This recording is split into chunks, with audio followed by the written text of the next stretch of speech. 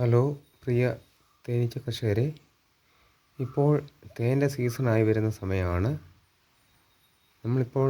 ഞാനിപ്പോൾ ഇതിൽ കാണിക്കുന്നത് ബ്രൂ ചെമ്പറിനകത്തുള്ള ഒരു അട, മൊത്തം അത് ആണീച്ചയുടെ കൂടുതൽ മുട്ടയുള്ളൊരു അട വെട്ടിയെടുത്ത് ഈ ആണീച്ചയുടെ മുട്ടയെല്ലാം നമ്മൾ ചെത്തിക്കളഞ്ഞിട്ട് വെള്ളം തളിച്ച് ഹണി ചെമ്പറിനകത്ത് വെച്ച് കൊടുക്കാനുള്ള വീഡിയോ ആണ് ചെയ്യുന്നത്. ഈ കാണുന്നത് മൊത്തം ആണീച്ചകളുടെ മുട്ടയാണ്. ഇത് മൊത്തം ഈ തള്ളി നിൽക്കുന്നത് ഇതെല്ലാം പെണ്ണീച്ചകളുടെ മുട്ട, വിലക്കരീച്ചകളുടെ മുട്ടയാണ് ഈ കാണുന്നത്. ഇതെല്ലാം ആണീച്ചകൾ. ഇപ്പം ഞാനത് എല്ലാം കട്ട് ചെയ്ത് വെള്ളം ഒഴിച്ച് എല്ലാം ക്ലീനാക്കി ഹണി ചെമ്പറിനകത്ത് വെച്ച് കൊടുക്കുന്ന ഒരു വീഡിയോ ആണ് ഇന്നിവിടെ ചെയ്യാൻ പോകുന്നത്. സുഹൃത്തുക്കളെ, ഇത് ഞാൻ ഇപ്പോൾ ആ പുഴുവിന് മുട്ടയും പുഴുവുള്ള എല്ലാം ചെത്തിക്കളഞ്ഞിട്ട് കഴുകിയെടുത്ത അടയാണ്. ഇതിനിയും രണ്ടായിട്ട് കട്ട് ചെയ്ത്